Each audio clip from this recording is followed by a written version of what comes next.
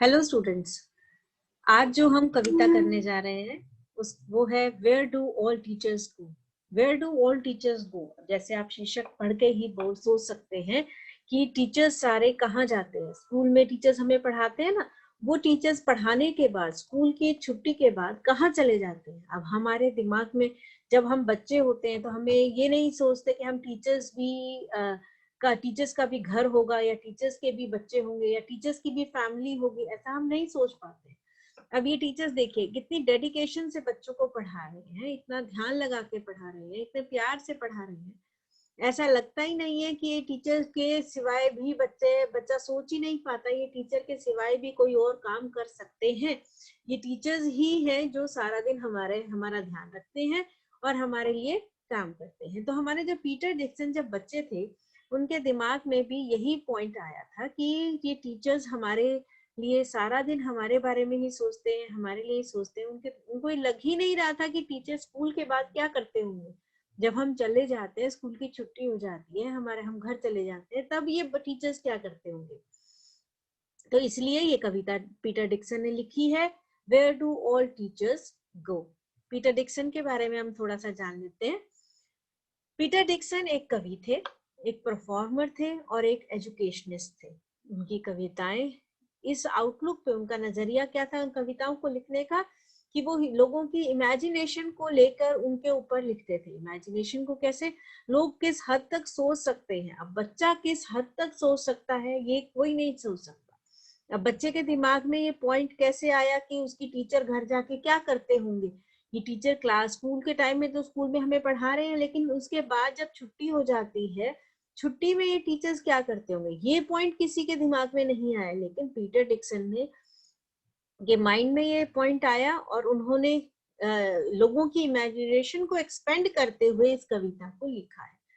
Peter Dixon एक visual artist थे और उनकी कई गैलरीज हैं, जहाँ के लंदन में और साउथ ऑफ इंग्लैंड में। इन गैलरीज में उनकी बड़ी ही आर्ट की पोस्टर्स, आर्ट की पिक्चर्स, बहुत ही प्यारी प्यारी आर्ट की पिक्चर्स लगी हुई हैं। आर्ट के पीसेस हैं, वहाँ आर्ट पीसेस लगे हुए हैं। अब इस कविता के बारे में थोड़ा हम जानेंगे। For a little child a teacher is a special. एक छोटे बच्चे के लिए एक टीचर बहुत स्पेशल होती है। बच्चा कभी भी अपने माँ बाप की बात को तो मना कर सकता है, लेकिन अपने टीचर की बात को कभी नहीं मना करता। अब जब हमारी पेरेंट्स टीचर मीटिंग होती है, तो उसमें कई बार पेरेंट्स ये कंप्लेंट भी करते हैं कि हमारी बात नहीं मानता, वो जो आप कहेंगे वो तो मान जाएगा, लेकिन हमारी बात नहीं मानता। इसलिए आप लोग कहिए बच्चों को कि वो ग्रीन वेजिटेबल्स खाएं, वो जंक फूड ना खाएं। तो इसलिए सभी पेरेंट्स टीचर को रिक्वेस्ट करते हैं, क्योंकि बच्चे टीचर की बहुत जल्दी बात मान जाते हैं। बच्चों के लिए उनकी टीचर बहुत ही स्पेशल होती है। It is difficult for a small child to think of his or her teacher as an ordinary person. उस बच्चे के लिए बहुत ही कठिन है ये मानना कि उसका टीचर भी कभी एक आम आदमी रहा होगा। क्या उसका टीचर कभी घर गया होगा, क्या उसका टीचर का भी घर होगा, या फिर उस टीचर के भी माँ बाप होंगे, या फिर वो टीचर भी कभी बच्चा रहा होगा जो स्कूल जाता होगा, हमारी तरह यूनिफॉर्म पहन के, जो टीचर क्लास में पढ़ाता है उसको समझता होगा। या फिर कभी उस बच्चे ने, उस टीचर ने कभी बदमाशी करी होगी, या फिर वो कभी बुरा भी रहा होगा, कभी उसको पनिशमेंट भी मिली होगी। ये सारी बातें एक छोटे बच्चे के लिए मानना और समझना बहुत ही कठिन होता है, बहुत ही मुश्किल होता है। और ये मुश्किल उसके लिए बहुत ही ज्यादा दिक्कत वाली बन जाती है जब वो अपने टीचर को सोचता है, वो समझता है कि उसका टीचर बिल्कुल ही आइडियल है। वो हमेशा जैसे हम टीचर्स जाते हैं फॉर्मल ड्रेसेस में जाते हैं, तो उसको लगता है टीचर कौन है, जो फॉर्मल ड्रेसेस में रहता है, हमेशा स्ट्रिक्ट रहता है, कभी हंसता नहीं है, कभी भी जोक्स क्रैक नहीं करता है। क्योंकि टीचर क्लास में कभी जोक नहीं क्रैक करते ना, कभी भी वो हंसते नहीं है। तो बच्चे को लगता है टीचर हमेशा ही ऐसे रहते होंगे, वो घर पे भी ऐसे ही रहते होंगे, वो घर पे कभी रिलैक्स नहीं करते होंगे, उन्होंने कभी टीवी नहीं देखा होगा, क्योंकि ना कभी बदमाशी करी होगी। क्योंकि उसके माइंड सेट ही ऐसा है बच्चे का कि टीचर उसका बहुत ही स्ट्रिक्ट, आइडियल और बहुत ही डिसिप्लिन्ड पर्सनालिटी है। तो अब इसमें हम कविता स्टार्ट करेंगे। Where do all teachers go? सारे टीचर्स कहाँ जाते हैं? Where do all teachers go when it's 4 o'clock? Do they live in houses and do they wash their socks? कवि कह रहे हैं कि छुट्टी के बाद जब ये बेल बजती है, इस छुट्टी के बाद सारे टीचर्स कहाँ जाते हैं? When it is 4 o'clock, जब 4 बज जाते हैं, 4 बज जाते हैं, छुट्टी हो जाती है ना 4 बजे, तो जब 4 बज जाते हैं, छुट्टी हो जाती है, उस टाइम पे जिस तरह से बच्चे खुश होते हैं घर जाने के लिए, ये घर जाने के लिए वो खुश हो रहे हैं, भाग रहे हैं, वैसे ही क्या टीचर्स भी घर जाने के लिए खुश होते हैं? क्या वो भी भागने की कोशिश करते हैं घर स्कूल से? क्या उनका भी घर होता है? क्या वो भी घर जाके कोई काम करते हैं? Do they live in houses? क्या वो भी घर पे रहते हैं? Do they wash their socks? क्या वो भी घर जाके अपने कपड़े धोते हैं, अपनी सॉक्स धोते हैं, अपनी ड्रेस धोते हैं, ताकि उनको अगले दिन फिर स्कूल जाना है? तो क्या टीचर्स भी ऐसे काम करते हैं जो ऑर्डिनरी लोग करते हैं? हम ऑर्डिनरी लोग क्या करते हैं? हम अपने घर जाते हैं, कपड़े धोते हैं, कपड़े पहनते हैं, फिर अच्छे घर के कपड़े पहन लेते हैं, फिर स्कूल जाने के लिए दोबारा अगले दिन के लिए फॉर्मल ड्रेसेस तैयार करते हैं। तो पोएट ये कह रहा है कि क्या वो टीचर्स भी ऐसे ही काम करते हैं जैसे एक आम आदमी काम करता है? अब ये देखिए, छुट्टी हो गई है, टीचर सबकी लाइन बनवा रहे हैं यहाँ पे और लाइन में सबको भेज रही है, क्योंकि जब छुट्टी हो जाने के बाद हम लोग बच्चे तो निकल जाते हैं सारे, लेकिन टीचर्स तो स्कूल में रह जाते हैं। तो बच्चा ये बिलीव ही नहीं कर पा रहा है कि ये टीचर बच्चे की ये भी घर जाती है, क्योंकि जब वो बच्चा स्कूल आता है उससे पहले टीचर स्कूल में होती है और उसके जाने के बाद जाती है। तो इसीलिए बच्चा ये नहीं विश्वास कर पा रहा है कि टीचर्स भी घर जाती होंगी, उनका भी घर होगा, वो भी अपने घर पे कुछ काम करते होंगे। Do they wear pajamas and do they watch TV and do they pick their noses the same as you and me? कवि क्या कहना चाह रहे हैं? क्या बच्चों ने भी क्या कभी टीचर्स ने भी पजामा पहना होगा? क्या वो भी कभी रिलैक्स मोड में आए होंगे? क्या उन्होंने भी कभी पजामा पहना होगा? क्या डू दे वॉच टीवी? क्या उन्होंने भी कभी टीवी देखा होगा? Do they pick their noses? क्या वो ऐसे रिलैक्स होके कभी उन्होंने टीवी देखा है? अब ये पजामा का मतलब ये है कि उन्होंने कभी नाइट ड्रेस पहनी होगी, क्या उन्होंने भी सोफे पे पसर के खाली बैठे? अब टीचर हमेशा क्या एक्टिव रहता है ना क्लास में, बेल बजते ही भागता है क्लास में, आपको पढ़ाता है, पूरे 40 मिनट टीचर खड़ा खड़ा आपको पूरे अटेंटिव मोड में आपको पढ़ाता है, ठीक है? तो बच्चा ये मानने को उसका मन ही नहीं मान रहा है कि वो टीचर भी कभी रिलैक्स हुआ होगा या वो भी कभी थकता होगा, क्या उसने भी कभी खाली बैठे हम and do they pick their noses? हम जब खाली बैठते हैं तो अपने नाक में उंगली देते हैं, तो क्या टीचर ने भी कभी अपने नाक में उंगली दी होगी? इस तरह से इस पिक्चर को देखिए, क्या टीचर ने भी कभी अपनी नाक में उंगली दी होगी? The same as you and me, जिस तरह से आप और मैं करते हैं उस तरह से क्या टीचर ने भी ये काम करे होंगे? बच्चे को ये चीजें विश्वास ही नहीं हो रही है कि हमारा टीचर भी कभी ऐसे काम कर सकता है। अब टीचर ने क्या कभी पजामा नहीं पहना होगा? अब वो हमेशा ही थोड़ी फॉर्मल ड्रेस में रहता होगा, लेकिन बच्चा ये नहीं मान रहा कि टीचर उसका कभी रिलैक्स मोड में आराम से सोफे पे लेट के टीवी देखा होगा, या फिर कभी उसने नाइट ड्रेस पहनी होगी, या फिर कभी कोई ऐसा काम करा होगा जो कि एक आइडियल इंसान को नहीं करना चाहिए, इनडिसिप्लिन्ड इंसान को करना चाहिए जो काम, वो कभी भी टीचर ने करा होगा। अब वर्ड मीनिंग है pick their noses, clean nose with a finger, इसका मतलब है अपनी उंगली से अपने नाक को साफ करना। कई बच्चे होते हैं ना खाली बैठे होते हैं, तो उनका कोई काम करने का मन नहीं होता है, तो वो क्या करते हैं, नाक में उंगली देते हैं। तो ये एक इनडिसिप्लिन को दिखाता है, अनहाइजीनिक कंडीशन को दिखाता है। तो हमारा टीचर हमेशा साफ सुथरा, वेल प्रेस्ड कपड़े, वेल ड्रेस्ड होता है। और अब ऐसा कभी सोचा ही नहीं बच्चे ने कि हमारे टीचर भी कभी नाइट ड्रेस में या फिर आराम से कभी बैठा होगा, या फिर कभी ऐसे काम करे होंगे हमारे टीचर ने जो कि उसको नहीं करने चाहिए। Now third stanza, do they live with other people? Have they moms and dads? And were they ever children? And were they ever bad, क्या मतलब है इसका? Do they live with other people, क्या हमारे टीचर भी बाकी लोगों के साथ रहते होंगे? क्या उनका भी घर होगा तो वो भी अपने बाकी लोग कौन है? उनके माता पिता, उनके बच्चे, उनकी फैमिली, उनकी वाइफ, उनका हस्बैंड। क्या हमारे टीचर्स भी अपने फैमिली के साथ रहते होंगे? Have they mums and dads, क्या उनके भी माता पिता होंगे? अब हमारा कवि ये कहना चाहते हैं कि and were they ever children, क्या वो भी कभी बच्चे रहे होंगे? क्या वो भी कभी बच्चे रहे होंगे? उन्होंने भी कभी बदमाशी करी होगी? And were they ever bad, क्या वो भी कभी बुरे बच्चे रहे होंगे? अभी बच्चा देखे कितना बदमाश सा लग रहा है, क्या वो भी, उन्होंने भी कभी बदमाशी करी? बच्चे तो बच्चे होते हैं, बच्चों ने तो हमेशा बदमाशी करनी होती है। तो बच्चे के लिए ये चीज सोचनी बड़ी ही कठिन हो रही है कि जो उनका टीचर है, क्या वो भी कभी बच्चा रहा होगा? क्या उसने भी कभी कोई बदमाशी करी होगी?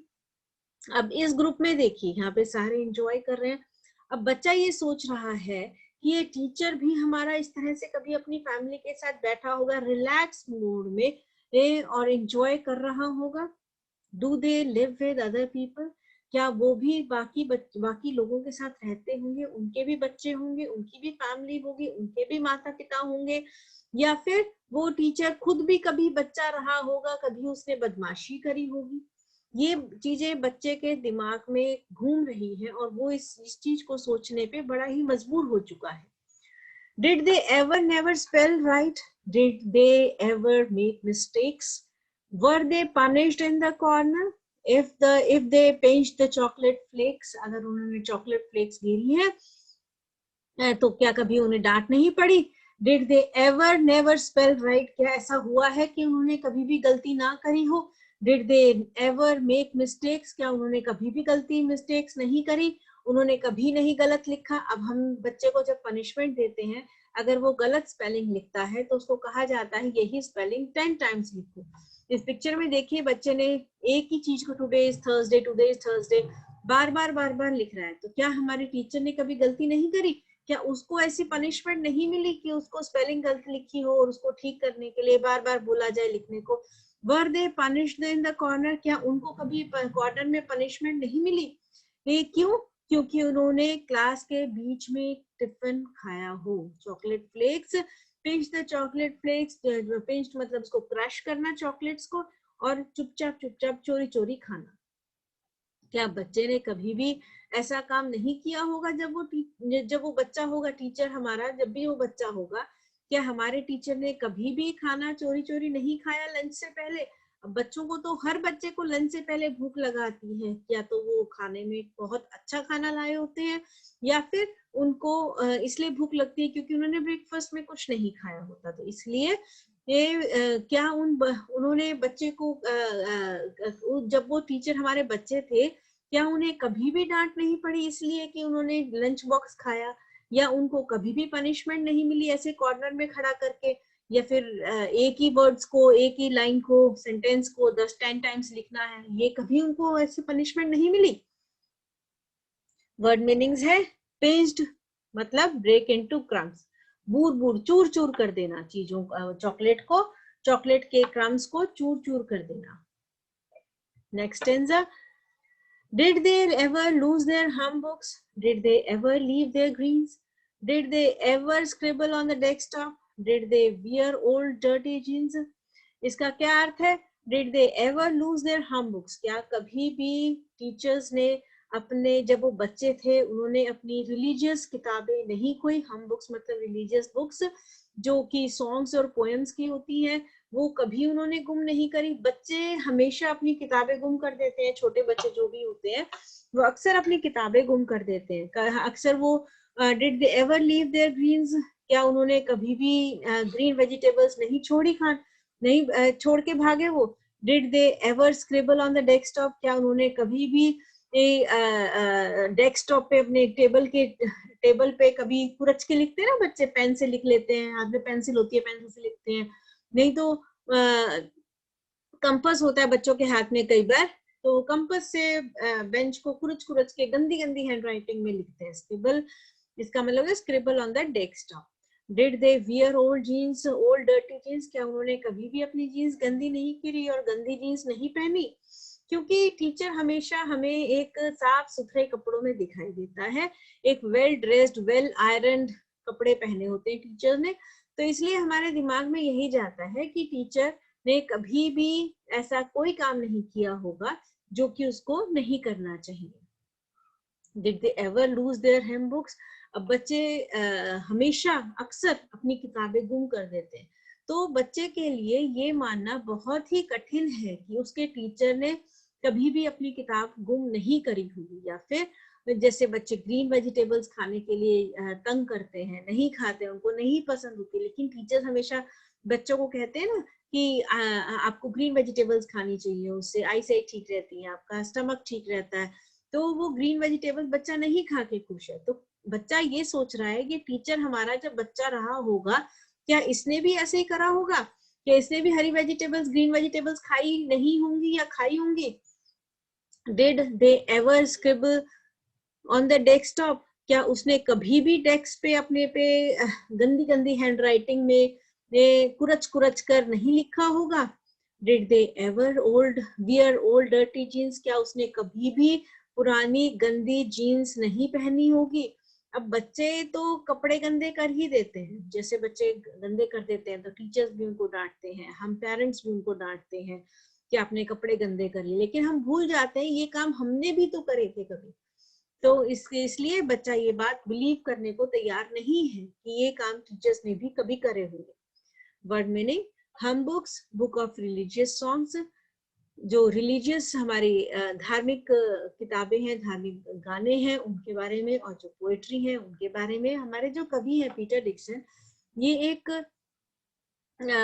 फॉरेन राइटर है, और इनके जो हिम बुक्स हैं ये इनके रिलीजियस सॉन्ग्स, रिलीजियस पोएट्स के बारे में, पोएम्स के बारे में होती है। होली बुक्स, आप इनको होली बुक्स भी कह सकते हैं।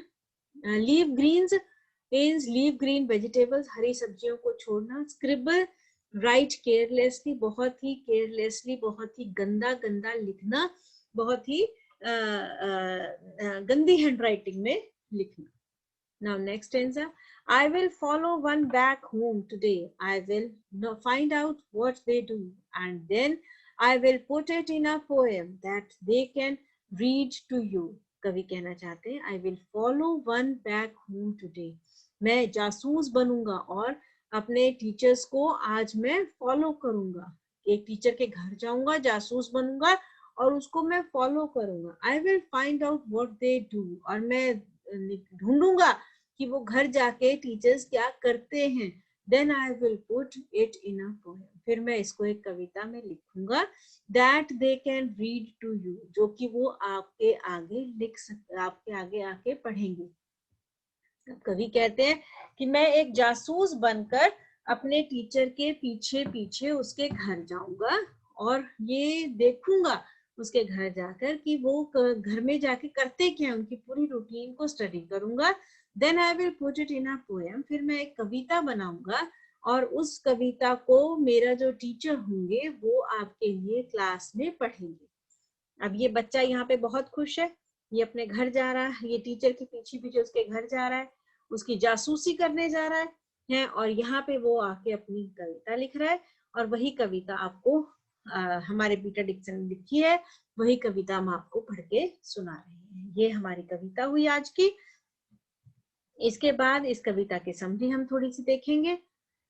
A student considers his teacher as a special. बच्चा अपने टीचर को बहुत ही स्पेशल मानता है, but there is no interaction between them. लेकिन उनके बीच में ज्यादातर इंटरेक्शन नहीं है, ज्यादा बातचीत नहीं है। क्यों नहीं है? क्योंकि टीचर अपनी पर्सनल लाइफ कभी भी बच्चों के साथ शेयर नहीं करता है, वो कभी पर्सनल बातें बच्चों से नहीं करता। So the teacher became a mystery, इसलिए बच्चे के लिए वो टीचर एक पहेली बन के रह गया है। The child wonders if his teacher also do things as other people do, बच्चा हैरान है ये सोच के कि क्या उसके टीचर भी वो काम करते होंगे जो बाकी लोग करते हैं। He wants to know about him, वो उसके बारे में जानना चाहता है। He follows a teacher to his home, वो उसके टीचर को फॉलो करता है घर तक एंड नोट्स हिज एक्टिविटीज, और उसकी एक्टिविटीज को नोट करता है। Then he will write a poem about it, और फिर उसके बारे में कविता लिखता है, और वो कविता फिर उसकी क्लास में पढ़ के सुनाई जाती है। ये क्या दिखाता है? इट शोज द क्यूटनेस, ये बच्चे की जो क्यूटनेस है, बच्चे का जो बचपना है, बच्चों की जो प्यारापन है, वो दर्शाता है ये कविता। प्योरिटी दिखाती है, बच्चे का मन कितना साफ है, कितना प्योर है, और उसकी जानने की शक्ति कितनी अच्छी है। क्यूरियोसिटी है उसके अंदर, क्यूरियोसिटी उसके अंदर जानने की शक्ति है। वो जानना चाहता है कि उसका टीचर घर जाके क्या काम करता है। And the dilemma a young mind has for his teachers, और एक डिलेमा, डिलेमा क्या है? एक कंफ्यूजन उसके दिमाग में है कि उसका टीचर घर जाके क्या करता है। अपने उसके यंग माइंड के एक बच्चे के दिमाग में अपने टीचर को लेके एक कंफ्यूजन सा है कि क्या उसका टीचर घर पे भी स्ट्रिक्ट रहता होगा, क्या वो घर पे भी वैसे ही कपड़े पहनता होगा जैसे वो स्कूल में पहन रहा है, क्या वो बचपन में भी ऐसा ही काम करा होगा। ये उसके दिमाग में डिलेमा है, कंफ्यूजन है उसके दिमाग में, जिसको वो दूर करना चाहता है। It also shows there expectations from the teachers. वो ये कविता जो बच्चों की एक्सपेक्टेशंस है, उम्मीदें हैं एक टीचर के लिए। क्या उम्मीद है? बच्चा क्या सोचता है कि बच्चा हमेशा ये मानता है कि टीचर बच्चे को समझे, वो बच्चे के पॉइंट ऑफ व्यू को भी समझे। वो ये समझे कि बच्चा बदमाशी कर रहा है तो बच्चे ही तो बदमाशी करेंगे, है ना। तो टीचर को बच्चे की बदमाशी को समझना चाहिए, बच्चों को समझना चाहिए, ये वो बच्चा कहना चाह रहा है कि, तो एक्सपेक्ट कर रहा है अपने टीचर से कि टीचर इतना तो समझे उसकी चीजों को।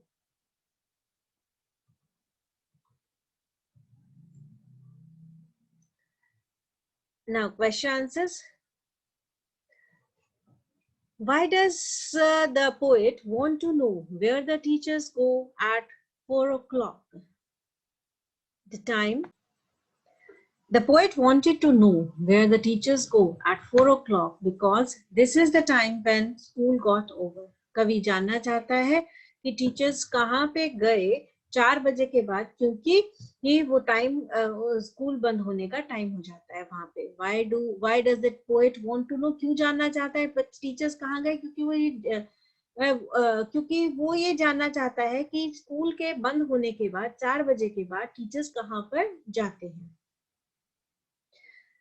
What are the things the normal people do that the poet talks about? जो नॉर्मल लोग काम करते हैं जिनके बारे में कवि ने बात करी, वो कौन कौन सी चीजें हैं? The things normal people do that the poet talked about are living in the houses, washing clothes, socks, wearing pajamas, watching TV, picking their noses, and living with their parents, not spelling right, being bad, making mistakes, getting punished, losing books, scribble on the desktop, and wearing old dirty jeans.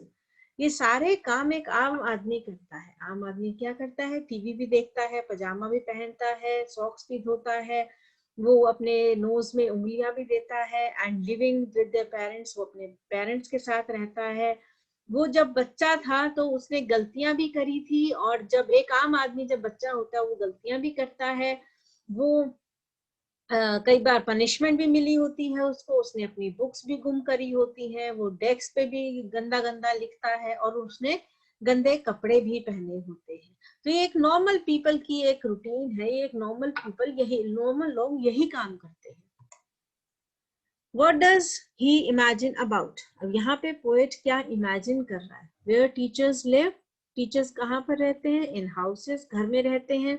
What they do at home, वो घर पे क्या करते हैं? Washed their socks, wore pajamas, pick their nose and watch TV. वो TV देखते हैं, अपनी सॉक्स वॉश करते हैं, पजामा पहनते हैं, और अपने नाक में उंगली देते हैं।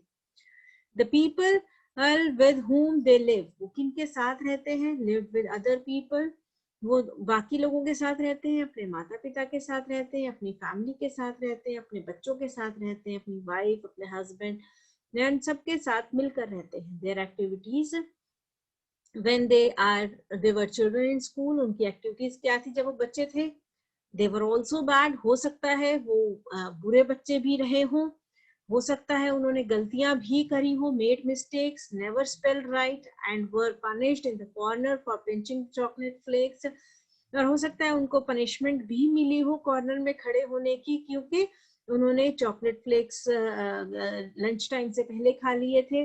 They ever lost their books, क्या उन्होंने हो सकता है कभी अपनी किताबें भी खोई हो, और हो सकता है उन्होंने अपने डेस्क पे गंदा गंदा लिखा भी हो, scribble on the desktop and वोर डर्टी जीन्स, और हो सकता है उन्होंने गंदी जीन्स भी पहनी हो। What does the poet wonder if the teacher also do things that the other people do? The poet considers them as a special people. Poet एक टीचर को बहुत ही स्पेशल मानता है, who did not make any mistake, जिसने कभी भी कोई गलती नहीं करी है, and punished those who did, और वो टीचर तो हमेशा बच्चों को पनिश करते हैं तो गलतियां करते हैं, तो उनको पनिश भी करा है जिसने गलती करी है। दे आर स्ट्रिक्ट, वो स्ट्रिक्ट है, डिसिप्लिन्ड है। Such qualities of a teacher made the poet wonder if the teacher also do the things that other people do. ये ऐसी क्वालिटीज जो टीचर के अंदर होती हैं, जो उसको उस वक्त दिखाई देती हैं स्कूल में जब टीचर होता है, तो वो हैरान है ये सोचकर कि क्या टीचर ने भी कभी ऐसे कोई गलतियां करी होंगी, क्या टीचर भी जो इस टाइम पे बहुत स्ट्रिक्ट है, बहुत डिसिप्लिन्ड है, कभी उसने भी डिसिप्लिन तोड़ा होगा। How does the poet plan to find out? What will he do once he finds out? He decided to follow his teacher. अब कवि कैसे ढूंढता है कि उसने जो प्लान बनाया है उसको कैसे पूरा करता है। उसने क्या प्लान बनाया था, वो टीचर को फॉलो करने का प्लान बनाया था उसके घर तक, और देखने का कि टीचर क्या करता है। He decided to follow his teacher when he go to home and find out what teacher did, और ढूंढे क्या टीचर काम करता क्या है जाके, and find out he after finding out he compose a poem, ये ढूंढ के वो एक poem compose करता है that teachers would read to their student, वो कविता टीचर अपने बच्चों के आगे पढ़ के सुनाती है। तो ये वो हमारा जो है पोएट ये प्लान बनाता है और इस तरह से वो अपना काम करता है। What do you think this phrases is from the poem mean? ये जो phrases है इनका क्या अर्थ है? Punished in the corner, punished in the corner का क्या अर्थ है? Punishment मिलना और कॉर्नर में बच्चे को खड़ा कर देना। Getting punishment of standing in the corner of the classroom. Classroom में बच्चे को एक कोने में खड़ा कर देना। Leave the greens. Leave the greens का क्या मतलब है? Leaving the green vegetables. हरी सब्जियां खाने को मना कर देना। Now, central idea of the poem. In this poem, where do all teachers go? इस कविता में जो की है जिसका नाम है Where do all teachers go? Poet actually advise the teachers to change their mindset. कवि असल में कहना चाहते हैं टीचर्स को कि अपने माइंडसेट को चेंज करें। The poet questions the behavior of the teachers in a very funny and humorous way. He talks about the attitude of the teachers when they think they are perfect and no mistake can be done by them. कवि क्या कहना चाहते हैं? कवि question करते हैं teachers से बहुत ही फनी और ह्यूमरस तरीके से, और उनको याद दिलाना चाहते हैं कि वो भी कभी बच्चे होंगे, क्या उन्होंने भी कभी मिस्टेक करी होगी, क्या हमेशा वो परफेक्ट ही रहे होंगे। तो हमारे कवि कहना चाहते हैं टीचर्स से कि आपको बच्चों का पॉइंट ऑफ व्यू समझना चाहिए, ये सोचना चाहिए कि हम भी कभी बच्चे थे तो हमसे भी कभी गलती हुई थी। Teachers actually go to their houses, teacher असल में अपने घर जाते हैं, do all the things as others but they behave like they never were a child. लेकिन वो ऐसे बिहेव करते हैं कई टीचर्स कि वो कभी बच्चे रहे ही ना हो। They expect children to behave like a mature man. वो टीचर्स बच्चों से उम्मीद करते हैं कि बच्चे एक मैच्योर इंसान की तरह बिहेव करें, बचपना छोड़ दें हैं और एक अच्छे बच्चे की तरह, अच्छे इंसान की तरह बिहेव करें। लेकिन बच्चे तो बच्चों की तरह ही बिहेव करेंगे। A child should be treated as a child. तो बच्चा किसकी तरह बिहेव करेगा? बच्चों की तरह ही बिहेव करेगा। इसलिए ये हमें टीचर को हमेशा ये सोचना चाहिए कि उसको बच्चे को बच्चे की तरह ही बिहेव कराना चाहिए। At the end, the poet advised the teachers to change their teaching methods as well as their mindset towards the children in order to understand them. अंत में जो कवि हैं वो ये कहना चाहते हैं कि टीचर से सलाह देते हैं कि टीचर्स को अपने अपने माइंडसेट को चेंज करना चाहिए और बच्चों को बच्चों के पॉइंट ऑफ व्यू से समझने की कोशिश करनी चाहिए और ये सोचना चाहिए कि बच्चे अगर गलती नहीं करेंगे तो सीखेंगे कैसे। उनको थोड़ा सा प्यार से समझाना चाहिए और उनको सिखाना चाहिए। Thank you.